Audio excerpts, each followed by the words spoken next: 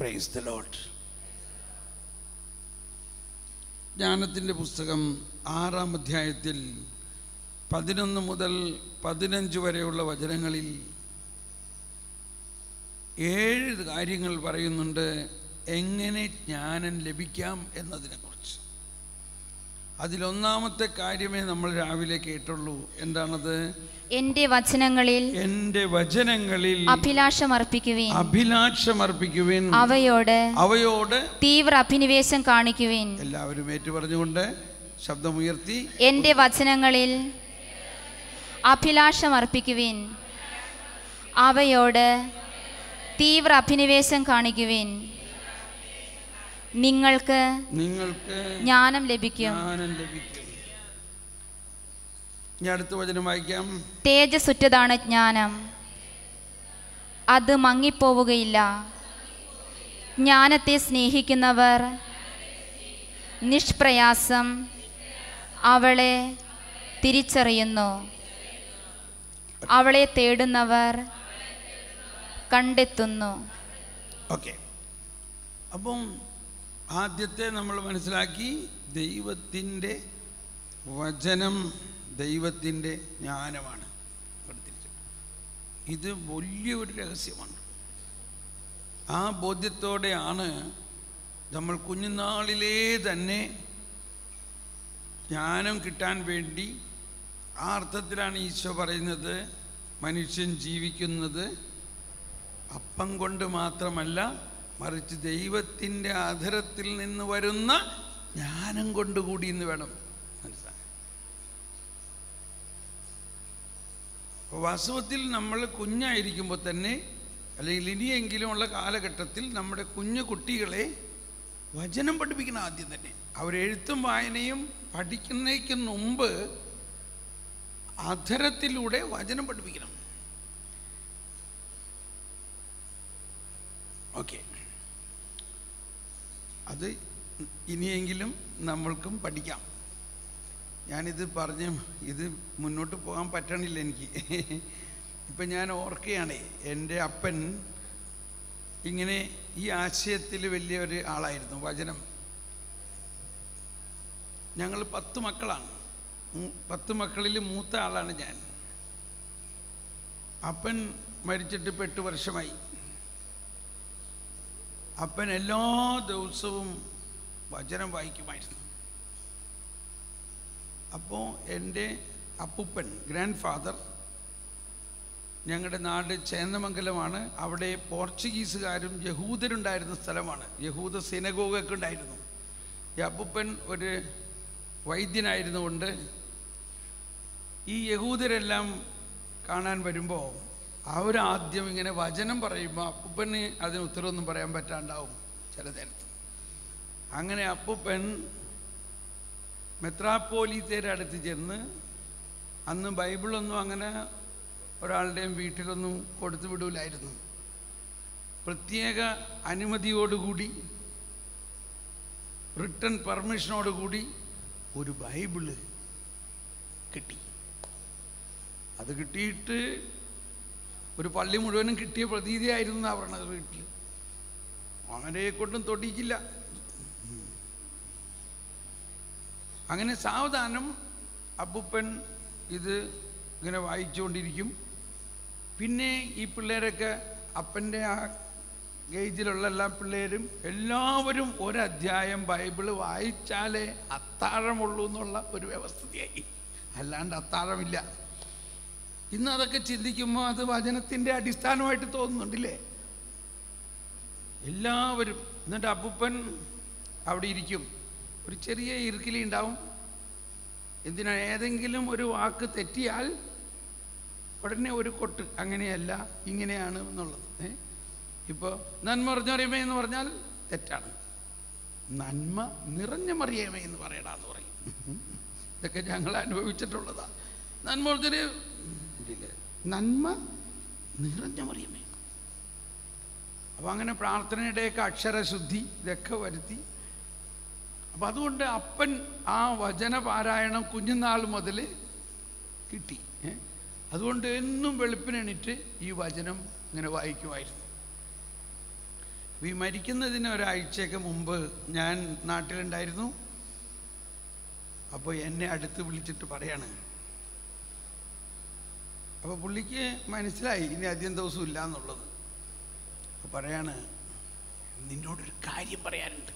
ഒരു കൊച്ചുകുട്ടിയുടെ മാതിരി പറയാ, നീ കുഞ്ഞായിരുന്നപ്പോൾ എൻ്റെ മടിയിൽ ഞാൻ ഇരുത്തിയിട്ട് ഞാൻ നിന്നോട് വചനം പറയുമായിരുന്നു. എന്നിട്ട് പറയാണ്, പത്രോസേ നീ പാറയാകുന്നു, ഈ പാറമേൽ ഞാൻ എൻ്റെ പള്ളി പണിയും എന്ന് ഞാൻ നിനക്ക് ഓതി തരുമായിരുന്നു.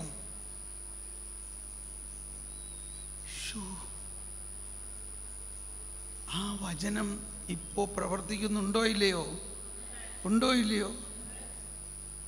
പത്രോസേ നീ പാറയാകുന്നു, ഈ പാറമേൽ ഞാൻ എൻ്റെ പള്ളി പണിയും. ഞാൻ എന്തോ ഒരു വലിയ ജ്ഞാനമാണത് അല്ലേ? അങ്ങനെ കുഞ്ഞായിരുന്നപ്പോഴേ ഈ വചനം എൻ്റെ ഉള്ളിൽ വന്നു. അതായിരിക്കാം എൻ്റെ അകത്ത് വചനത്തിൻ്റെ ഒരു സമാഹാരത്തിൻ്റെ തുടക്കം. ഇതിപ്പോൾ നിങ്ങൾ പല ശുശ്രൂഷകൾ നടത്തുന്നവരാണ്, പ്രത്യേകിച്ച് ഫാമിലി മിനിസ്ട്രി നടത്തുന്നുണ്ട്. ഗർഭസ്ഥ ഓർക്കുന്നുണ്ടോ? ഞാൻ കുറേ വർഷങ്ങൾക്ക് മുമ്പ് ജനറൽ എയ്റ്റിൽ എന്നെ വിളിച്ച് ഒരു ക്ലാസ് നടത്തിച്ചു. അതായത് ജനറൽ ചാപ്റ്ററിന് മുമ്പ് ചാപ്റ്റർ മെമ്പേഴ്സിന് ഒരു ക്ലാസ് കൊടുക്കുന്ന ചില പതിവൊക്കെ ഉണ്ടല്ലോ. അതിൽ ഒരാൾ ഞാനുമായിരുന്നു. CMC ജനറൽ എയ്റ്റിൽ ആലുവയിൽ. അപ്പം എന്നോട് രണ്ടാളപ്പം പറഞ്ഞു, എന്തെങ്കിലും പുതിയ ഇൻസ്പിറേഷൻ കിട്ടുന്നുണ്ടെങ്കിൽ പറയണം, ഞങ്ങളുടെ ഈ ചാപ്റ്ററിൽ ഡിസ്കസ് ചെയ്യാവുന്ന മാതിരി പരിശുദ്ധാത്മാവ് എന്തെങ്കിലും ഞങ്ങൾക്ക് വേണ്ടി പറയുന്നുണ്ടെങ്കിൽ പറയണമെന്ന് പ്രാർത്ഥിച്ചിട്ട് പറഞ്ഞു. അന്ന് എനിക്ക് കിട്ടിയ ഒരു ഇൻസ്പിറേഷൻ ഇതായിരുന്നു. അത് പ്രധാനമായിട്ട് ദൈവവിളി, കൂടുതൽ ദൈവവിളി ഉണ്ടാകാൻ നമ്മൾ എന്ത് ചെയ്യണം? അപ്പം എനിക്ക് കിട്ടിയ ഇൻസ്പിറേഷൻ ഇതായിരുന്നു. ദൈവവിളി ഉണ്ടാകാൻ നമ്മൾ 15, 16, 17 വയസ്സുള്ള പിള്ളേരുടെ അടുത്ത് പോകണതിൽ ഒരു വശം, അതൊരു വശം. പക്ഷെ അതിനേക്കാൾ ഉപരി അതായത് ഗർഭിണികളെ ശുശ്രൂഷിക്കുക, അവരോട് വചനം പറയുക. അപ്പോൾ കുതിച്ചു ചാടി ശിശു എലിസബത്തിനുദരത്തിൽ. കണ്ടോ, അവിടെയാണ് വൊക്കേഷൻ പ്രൊമോഷൻ. മാതാവ് 3 മാസം ഈ എലിസബത്തിൻ്റെ കൂടെ ഇരുന്ന് എന്ത് ചെയ്യായിരുന്നു?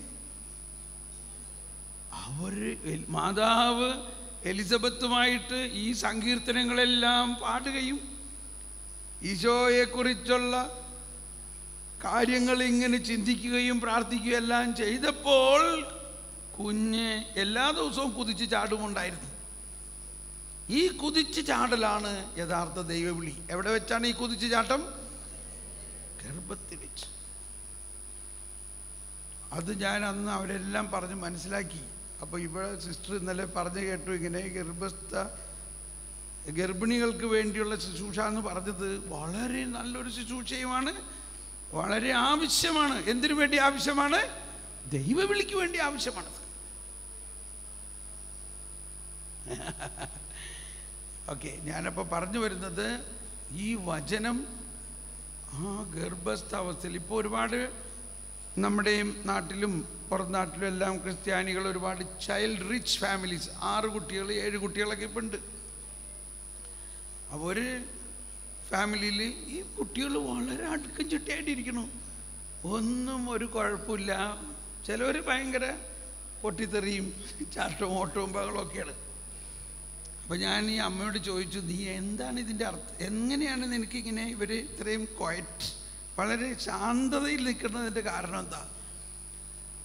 അവൾ പറഞ്ഞു, ഒരു പക്ഷേ ഇതാകാൻ സാധ്യതയുണ്ട്. എല്ലാ പ്രഗ്നൻസിയിലും അവൾ ബൈബിള് ഒരു പ്രാവശ്യം മുഴുവനും വായിക്കുമായിരുന്നു. ഗർഭസ്ഥ അവസ്ഥയിൽ അവൾ കംപ്ലീറ്റ് ബൈബിള് ഒരു പ്രാവശ്യം വായിക്കും ഈ കുഞ്ഞിന് വേണ്ടി.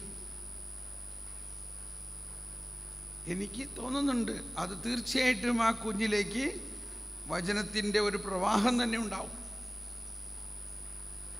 അപ്പോൾ നമ്മളുടെ അപ്പോസ്റ്റലേറ്റിൽ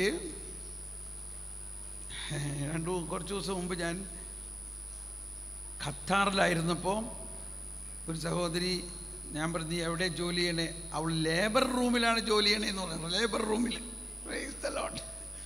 ഒരു ദിവസം 10, 20, 30 പ്രസവമൊക്കെ എടുക്കുന്ന പറഞ്ഞേ. ആ പ്രസവം എടുക്കുന്ന സമയത്ത് ആ കുഞ്ഞിനോട് ഇവളങ്ങ് വചനം പറയുന്ന പറഞ്ഞേ. എന്തെല്ലാം വിസ്മയം! ഇതെവിടെ?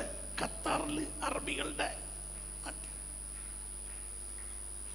നോക്കിയേ, എന്തെല്ലാം തരത്തിലുള്ള ശുശ്രൂഷകളാണ്.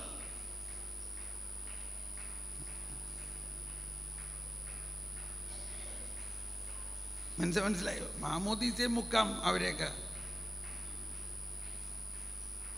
അപ്പം ഓക്കെ,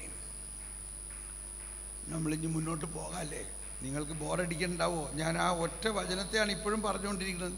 എൻ്റെ വചനങ്ങളിൽ അഭിലാഷമർപ്പിക്കുവിൻ, അവയോട് തീവ്ര അഭിനിവേശം കാണിക്കുവിൻ, നിങ്ങൾക്ക് ജ്ഞാനം ലഭിക്കും. അപ്പോൾ ജ്ഞാനമാണ് എന്ന്, വചനം ജ്ഞാനമാണ് എന്നുള്ള ഒരു ആശയം നമുക്ക് കിട്ടിയാൽ തന്നെ വചനം വായിക്കാൻ ഭയങ്കര ഒരു ആവേശം കിട്ടും എന്നുള്ളതാണ് എൻ്റെ ഒരു കണ്ടുപിടുത്തം. മനസ്സിലാവുന്നുണ്ടോ? ഇപ്പോൾ ചിലവർ എന്നോട് പറയും, എൻ്റെ ബ്രദറെ എനിക്ക് പ്രാർത്ഥിക്കാൻ പറ്റണില്ല. ഇതൊക്കെ നമ്മൾക്ക് പരിചയമുള്ളതാണ്, ഞാനവരെ കുറ്റം പറയല്ല. ചില സമയത്ത് ഇത്രയും പ്രാർത്ഥനാ ജീവിതത്തിലേക്ക് വന്ന സിസ്റ്റേഴ്സിന് പ്രാർത്ഥിക്കാൻ പറ്റണില്ല. അപ്പോൾ ഞാൻ പറഞ്ഞത്, എന്താ സിസ്റ്റർ പറയണേ? അത് ബ്രദറിന് മനസ്സിലാവില്ല, പ്രാർത്ഥിക്കാൻ പറ്റണില്ലെന്നേ. അപ്പോൾ എനിക്ക് മനസ്സിലായി, ശരിയായിട്ട് അതൊരു പ്രയാസമായിരിക്കും. അപ്പോൾ ഞാൻ അതിനുവേണ്ടി പ്രാർത്ഥിച്ചു, പരിശുദ്ധാത്മാവേ എന്ത് ചെയ്താലാ ഈ പ്രാർത്ഥിക്കാൻ പറ്റണേ? അപ്പോൾ എന്നോട് പറയാണ്, യോഹന്നാൻ്റെ സുവിശേഷം 14-ാം അധ്യായം എടുത്ത് വായിക്കാൻ പറഞ്ഞു.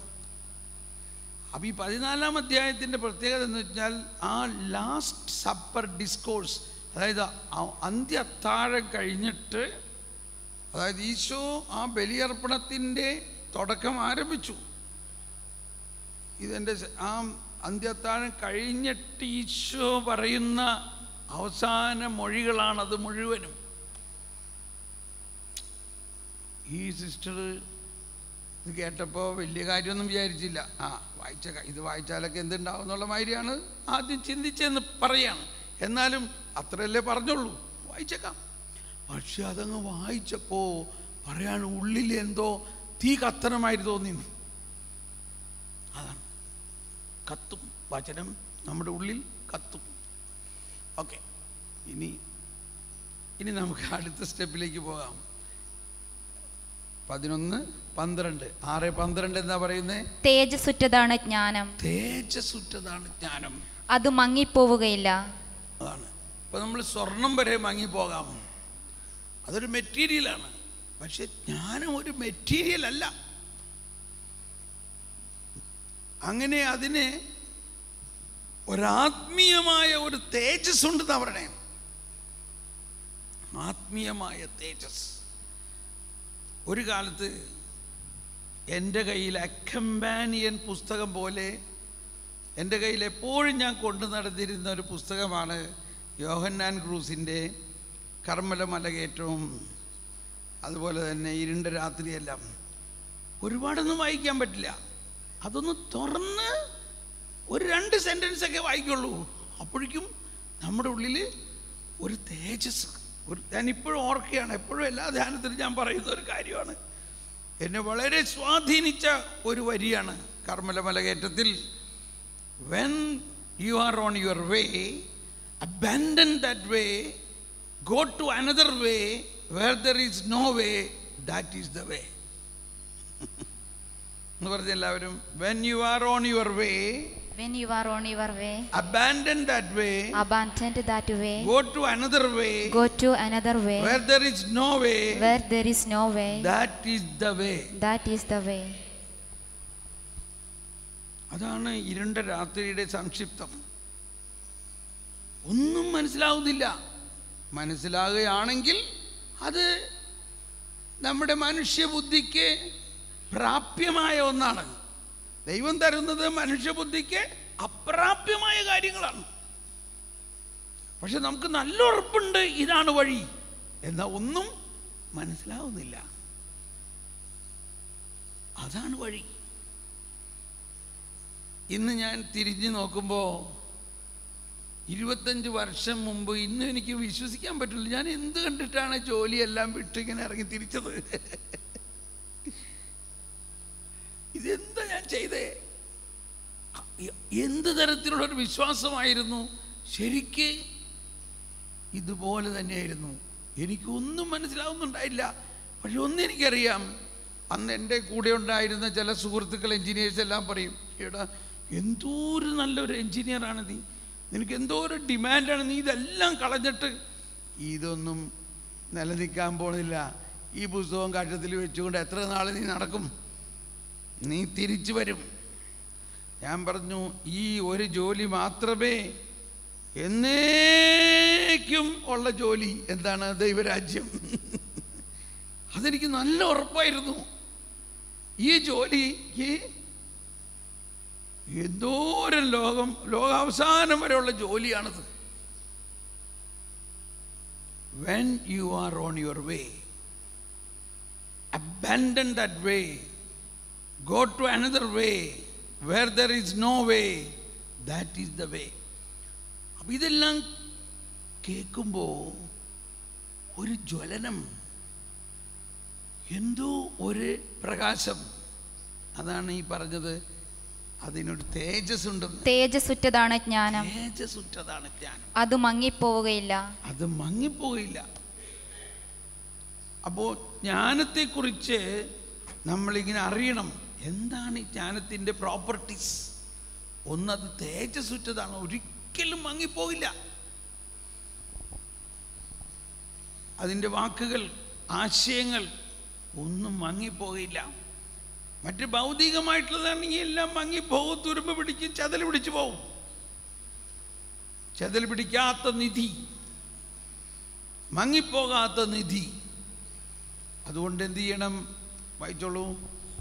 ജ്ഞാനത്തെ സ്നേഹിക്കുന്നവർ. ജ്ഞാനത്തെ സ്നേഹിക്കണം. അപ്പോ ജ്ഞാനത്തെ സ്നേഹിക്കുന്നവർ നിഷ്പ്രയാസം അവളെ തിരിച്ചറിയുന്നു.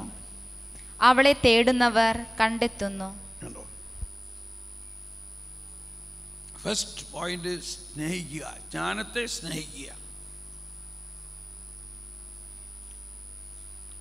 ഇപ്പോൾ നമ്മളുടെ ഫാമിലിയിലൊക്കെ ആണെങ്കിൽ സാധാരണ നമ്മുടെ നാട്ടിലെ ലേഡീസിന് സ്വർണത്തിന് സ്നേഹമാണ് അല്ലേ?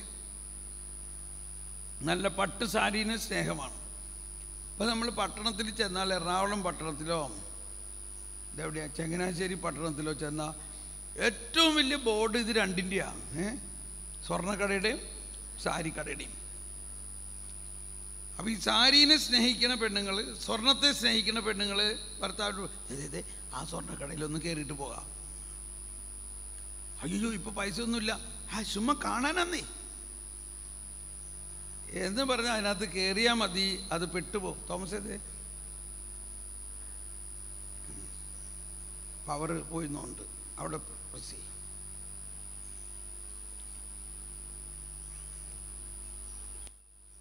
Yes, sorry. അവർ സ്വർണത്തെ സ്നേഹിക്കുന്നത് കൊണ്ട് എവിടെ സ്വർണം കാണണോ അവിടെ കയറി പിടിക്കും. സാരിയെ സ്നേഹിക്കുന്നത് കൊണ്ട് നല്ല സാരി കാണുമ്പോൾ ഉടനെ ആ കടയിൽ കയറും. അഥവാ ഇതൊരു ഫിലോസഫിക്കൽ പോയിൻ്റാണ്. What you love you possess it. You possess what you love. ഞാൻ എൻ്റെ ഭാര്യയെ സ്നേഹിക്കുന്നത് കൊണ്ട് I possess her, she is mine. അവൾ എന്നെ സ്നേഹിക്കുന്നത് കൊണ്ട് she possess me. You possess what you love. ഒരു സ്റ്റെപ്പ് കൂടി പറഞ്ഞാൽ you become what you love. നീ എന്തിനെ സ്നേഹിക്കുന്നോ നീ അതുപോലെ ആവുന്നു. ആത്മീയമായിട്ടൊന്ന് ചിന്തിച്ച്, നീ ക്രിസ്തുവിനെ സ്നേഹിക്കുന്നുവെങ്കിൽ നീ ക്രിസ്തുവാകുന്നു. സമ്മതിച്ചോ? നീ ക്രിസ്തുവിനെ സ്നേഹിക്കുമ്പോൾ ക്രിസ്തു നീയുമായിട്ട് ഒന്നാകുന്നു. ആ പ്രിൻസിപ്പിൾ എടുത്തുകൊണ്ടൊന്ന് ചിന്തിച്ചു നോക്കിയേ. നീ ജ്ഞാനത്തെ സ്നേഹിക്കുമ്പോൾ ജ്ഞാനവും നീയുമായിട്ട് ഒന്നാകും. അങ്ങനെ ജ്ഞാനത്തെ ഒന്ന് സ്നേഹിച്ചേ, മനസ്സിൽ കണ്ടുകൊണ്ട്, ദൈവമേ, ഓ ജ്ഞാനമേ, എനിക്കൊന്നും മനസ്സിലാവുന്നില്ല, എങ്കിലും ഞാൻ നിന്നെ സ്നേഹിക്കുന്നു. അപ്പോൾ സ്നേഹിക്കണമെങ്കിൽ എന്ത് വേണം? ഒരാളെ സ്നേഹിക്കണമെങ്കിൽ ആ ആളെ അറിയണം. എന്ന പോലെ തന്നെയാണ് ജ്ഞാനത്തെ സ്നേഹിക്കണമെങ്കിൽ ആ ജ്ഞാനത്തിൻ്റെ പ്രോപ്പർട്ടീസ് അറിയണം. അതാണ് ഇനി നമ്മൾ കേൾക്കാൻ പോകുന്നത്. തന്നെ ജ്ഞാനത്തെ സ്നേഹിക്കുമ്പോൾ ഉണ്ടാവുന്ന ചില സ്വഭാവങ്ങളാണ് ഞാൻ പറയണത്. നിങ്ങളെ കോംപ്ലിമെൻ്റ് ചെയ്യാനാണ് ഞാനിത് പറയണത്. അപ്പം നിങ്ങൾ മദർ ഹൗസിൽ പോയി, അല്ലെങ്കിൽ നൊവിഷ്യേറ്റിൽ പോയി, അല്ലെങ്കിൽ ഒരു സെമിനാരിൽ പോയി ചെന്നാൽ ആദ്യം എവിടെ പോവും? ചാപ്പലിൽ പോകുമായിരിക്കും അല്ലേ? അത് കഴിഞ്ഞാൽ റിഫ്രക്ടറി പോകുമായിരിക്കും. അങ്ങനെ കറക്കി കുറച്ച് വർത്തമാനം പറഞ്ഞുകൊണ്ട് പോരും. പക്ഷെ ജ്ഞാനത്തെ സ്നേഹിക്കുന്ന ഒരു സിസ്റ്റർ ആണെങ്കിൽ, ക്ഷമിക്കണം കേട്ടോ, കുഴപ്പമൊന്നുമില്ലല്ലോ, ഞാനിങ്ങനെയൊക്കെ പറഞ്ഞുകൊണ്ട് വിഷമിക്കരുത്. ജ്ഞാനത്തെ സ്നേഹിക്കുന്ന ഒരു സിസ്റ്റർ ആണെങ്കിൽ ചാപ്പലിൽ പോകും. അത് കഴിഞ്ഞ് റിഫ്രക്ടറിയിൽ പോകുന്നതിന് മുമ്പ് ലൈബ്രറിയിലൊന്ന് കയറട്ടെ എന്ന് പറയും. എന്നിട്ട് അവിടെ നിന്ന് 1-2 പുസ്തകം അടിച്ചെടുക്കും. ചിലപ്പോൾ കൊണ്ടുവരാൻ സമ്മതിച്ചില്ല. ജ്ഞാനത്തെ സ്നേഹിക്കുന്നവരാണെങ്കിൽ ഒരു പുസ്തകം എടുത്ത് ബാഗിലിടും. എന്നിട്ട് പിന്നെ അടുത്ത പ്രാവശ്യം വരുമ്പോൾ കാണാണ്ട് കൊണ്ടുവന്ന് വെച്ചേക്കും. എന്തുകൊണ്ട്? ഇതൊക്കെ ചോദിച്ച് പിടിച്ചാൽ ചിലപ്പോൾ കിട്ടിയെന്ന് വരില്ല. ചോദിക്കാൻ പോയാൽ ചിലപ്പോൾ, അയ്യോ അത് ഇവിടുത്തെ കമ്മ്യൂണിറ്റിയുടെ പുസ്തകമാണ്, അത് ഇവിടെ നിന്ന് കൊണ്ടുപോകാൻ പറ്റില്ല കേട്ടോ എന്ന് പറയും. ഇവിടെ വേണമെങ്കിൽ ഇത് കുറച്ചു നേരം വായിച്ചോളാൻ പറയും. അങ്ങനെയാണെങ്കിൽ എന്നാൽ ശരി, ഞാനൊരു 5 മിനിറ്റ് ഒന്ന് വായിക്കട്ടെ.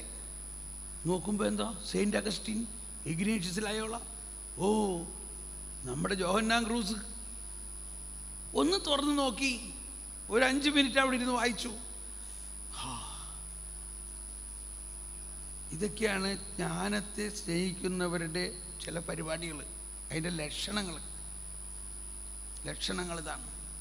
ഇങ്ങനെയുള്ളവരെ ഞാൻ കണ്ടിട്ടുണ്ട്. ഞാനൊരു സെമിനാരിൽ പോവുകയാണെങ്കിൽ കണിശമായിട്ട് ഞാൻ അവിടുത്തെ ലൈബ്രറിയിൽ പോകും. എന്തോരം പുസ്തകങ്ങളാണ്, എന്തോരം വലിയ ജ്ഞാനികളായ സഭാപിതാക്കന്മാർ, അവർക്ക് ദൈവം കൊടുത്ത വെളിപാടുകൾ. അതൊന്ന് തുറന്നു നോക്കാൻ നമുക്ക് വേറെ എവിടെയെങ്കിലും സാഹചര്യമുണ്ടോ? സെമിനാരികളിലും നമ്മുടെ ഫോർമേഷൻ ഹൗസുകളിലും ഇതെല്ലാം ഉണ്ട്.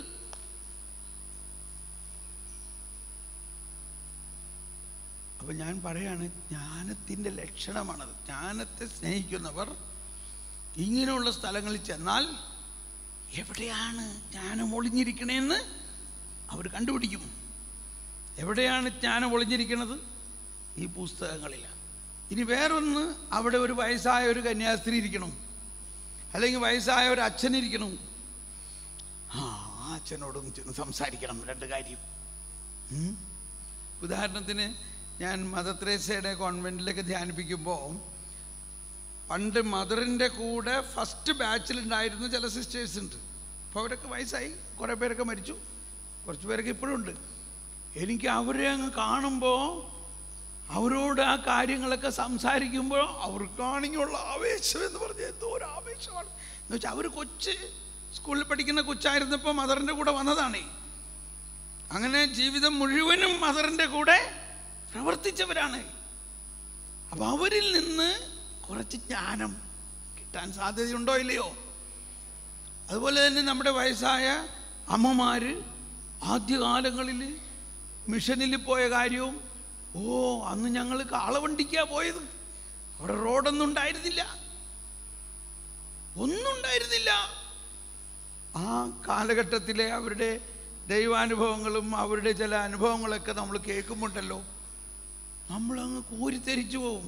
അവരുടെ വീരകൃത്യങ്ങൾ. പ്രത്യേകിച്ച് വയസ്സായ അമ്മമാർ അവരുടെ ആദ്യ കാലഘട്ടങ്ങളിൽ, ഇപ്പോൾ യൂറോപ്പിലേക്കൊക്കെ ഇന്ന് ഫ്ലൈറ്റിന് പോകാം, അന്ന് ഫ്ലൈറ്റിനൊന്നും പോയിരുന്നില്ല. മാസങ്ങളോളം യാത്ര ചെയ്ത് ഷിപ്പിനാണ് പോയത്. ഒന്ന് ആലോചിച്ച് നോക്കിയേ, നമ്മുടെ നാട്ടിൽ ജനിച്ച 10-17 വയസ്സുള്ള ഒരു പെങ്കൊച്ചെ ഷിപ്പിന് ജർമ്മനിക്ക് പോയത്. പറയാണ്, ഞാനിങ്ങനെ വിറച്ചാണ് ഷിപ്പിൽ കയറിയത്. ഒരു കണക്കിന് അവിടെ എത്തി. എൻ്റെ ദൈവമേ, അത് കഴിഞ്ഞിട്ട് 8 വർഷം കഴിഞ്ഞിട്ടാണ് നാട്ടിൽ വന്നത്. ഓരോ ദിവസം ഇരുന്ന് കരയും, അമ്മേനെ കാണാൻ വല്ല രക്ഷയുണ്ടാവും. ഇപ്പോഴത്തെ കാര്യം ഒന്ന് ആലോചിച്ച് നോക്കിയേ. ഞാൻ അമ്മയപ്പനും ഇവരെ കാണണമെന്ന് വിചാരിച്ചാലും പറ്റുമോ? ഒരെഴുത്തെഴുതിയാൽ കിട്ടണതിന് മാസങ്ങളോളം എടുക്കും. അങ്ങനത്തെ എല്ലാം കാര്യങ്ങൾ നമ്മൾ കേൾക്കുമ്പോഴാണ് ഈ പണ്ട് കാലത്തെ ആ മിഷൻ സ്പിരിറ്റിൻ്റെ തീവ്രത നമുക്ക് മനസ്സിലാവുന്നത്. യൂറോപ്പിൽ നിന്നൊക്കെ വന്നിട്ടുള്ള സിസ്റ്റർമാർ ഇപ്പോഴും ഇവിടെ ഉണ്ട്. അവർ പറയാൻ, ഞങ്ങൾ അങ്ങോട്ട് മടങ്ങി പോവില്ല, ഞങ്ങൾ മടങ്ങി പോയാൽ ചിലപ്പോൾ ഇങ്ങോട്ട് തിരിച്ചു വരാൻ പറ്റിയില്ലെങ്കിലോ, അതുകൊണ്ട് ഞങ്ങൾ ഇവിടെ തന്നെ അടക്കപ്പെടണം. എനിക്കറിയാം 90 വയസ്സായ ഒരു സിസ്റ്റർ യോഹന്നാസ്, അവർ പറയാണ്, ഞാൻ പോവില്ല തോമസ് പോളെ, കാരണം ചിലപ്പോൾ പോയാൽ ഇപ്പോഴത്തെ സർക്കാർ ചിലപ്പോൾ ഞാൻ ഇങ്ങടേക്ക് തിരിച്ച് കയറ്റിയില്ലെങ്കിലോ, എനിക്ക് ഇവിടെ തന്നെ മരിക്കണം, എന്നെ ഇവിടെ തന്നെ അടക്കണം, അതുകൊണ്ട് എനിക്ക് എങ്ങും പോകണ്ട. ഈ വയസ്സായ അമ്മമാരുടെയും അച്ഛന്മാരും തിയോളജിയൻസ് ആയിട്ടുള്ള അച്ഛന്മാരും റോമിലൊക്കെ പോയി ഒരുപാട് പഠിച്ചു വന്നു. പക്ഷേ ഇവിടെ വന്നിട്ട് ആർക്കും വേണ്ട, ആർക്കൊന്നും കേൾക്കണമൊന്നുമില്ല. അങ്ങനെ അവിടെ ഇരിക്കുകയാണ്. അവരോടൊക്കെ പോയി ഒന്ന് സംസാരിച്ച് നോക്ക്, ജ്ഞാനം ഇങ്ങനെ ഒഴുകും. അവർക്ക് ഭയങ്കര ആവേശമാണ് അതൊക്കെ പറയാനായിട്ട്. സുമ്മാ തിയോളജിയും സെയിൻറ്റ് അഗസ്റ്റിനും യോഹന്നാൻ ക്രൂസ്, ഇപ്പോൾ ജോൺ പോൾ രണ്ടാമൻ മാർപ്പാപ്പ ആയതിൻ്റെ കാരണം എന്താണ്? ഒരു യുവാവായിരുന്നപ്പോൾ യോഹന്നാൻ ക്രൂസിൻ്റെ ഇരുണ്ട രാത്രി എന്നുള്ള പുസ്തകം ഒരു പോക്കറ്റ് ബുക്കായിട്ട് ആരോ ഒരാൾ ഗിഫ്റ്റായിട്ട് കൊടുത്തു. അതിങ്ങനെ വായിച്ചിട്ട് അങ്ങ് കത്തി പണിസ്ഥലത്തൊക്കെ ഇത് പോക്കറ്റിൽ വെച്ചുകൊണ്ട് കല്ല് ചുമന്നുകൊണ്ട് പോണ നേരത്ത് അങ്ങോട്ട് പോകുമ്പോൾ കല്ല് ചുമക്കും, ഇങ്ങോട്ട് വരുമ്പോൾ ഈ പുസ്തകം വായിച്ചുകൊണ്ട് വരും. വീണ്ടും ഇവിടുന്ന് കല്ല് ചുമക്കുമ്പോൾ അങ്ങോട്ട് പോകുമ്പോൾ കല്ല് ചുമക്കും, ഇങ്ങോട്ട് വരുമ്പോൾ ഈ പുസ്തകം വായിച്ചുകൊണ്ട് വരും. അതാണ് ജോൺ പോൾ രണ്ടാമൻ്റെ ആദ്യ അനുഭവം. അവസാനം പുള്ളി പറഞ്ഞു, ഇത് ഒറിജിനൽ ലാംഗ്വേജിൽ വായിക്കണം. അതിനുവേണ്ടി സ്പാനിഷ് പഠിച്ചു. എന്തിനു പഠിച്ചു? യോഹന്നാൻ ക്രൂസിൻ്റെ പുസ്തകം പഠിക്കാൻ വേണ്ടി പഠിച്ചു. അങ്ങനെ യോഹന്നാൻ ക്രൂസിൻ്റെ എല്ലാ വർക്ക്സിലും ഡോക്ടറേറ്റ് എടുത്തതാണ് ജോൺ പോൾ രണ്ടാമൻ്റെ ഉള്ളിലെ ആത്മീയത മുഴുവനും. Praise the Lord. ഇതൊക്കെ ഞാൻ പറയണതുകൊണ്ട് നിങ്ങൾ ബോറടിക്കണമെന്നില്ലല്ലോ.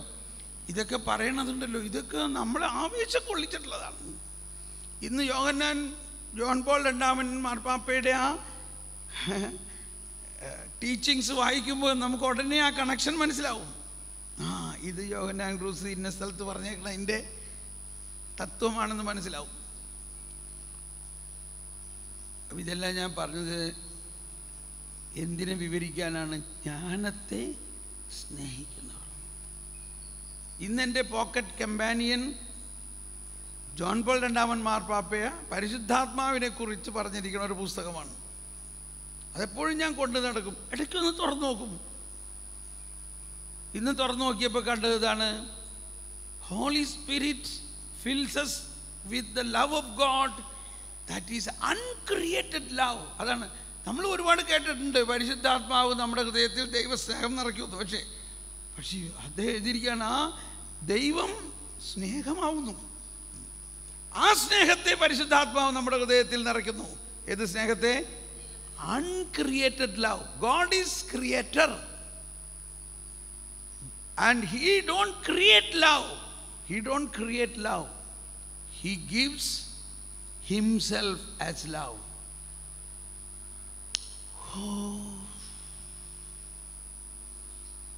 ഹോളി സ്പിരിറ്റ്, പരിശുദ്ധാത്മാവ് നമ്മുടെ ഹൃദയത്തിലേക്ക് ദൈവസ്നേഹം ഒഴുക്കുന്നു എന്ന് പറയുന്ന ആ ദൈവസ്നേഹം ദൈവം തന്നെയാണെന്നും ആ സ്നേഹം അൺക്രിയേറ്റഡ് ലവ് ആണ്. അത് ഉൽപ്പാദിപ്പിക്കപ്പെട്ട ഒരു സ്നേഹമല്ല, അത് ഉൽപ്പാദിപ്പിക്കപ്പെടാത്ത ഒരു സ്നേഹമാണ്, സൃഷ്ടിക്കപ്പെടാത്ത ഒരു സ്നേഹമാണ്. എന്തുകൊണ്ടെന്നാൽ ദൈവം തന്നെ സ്നേഹമാകുന്നു. God is the creator, himself is love. So what he gives is a uncreated love.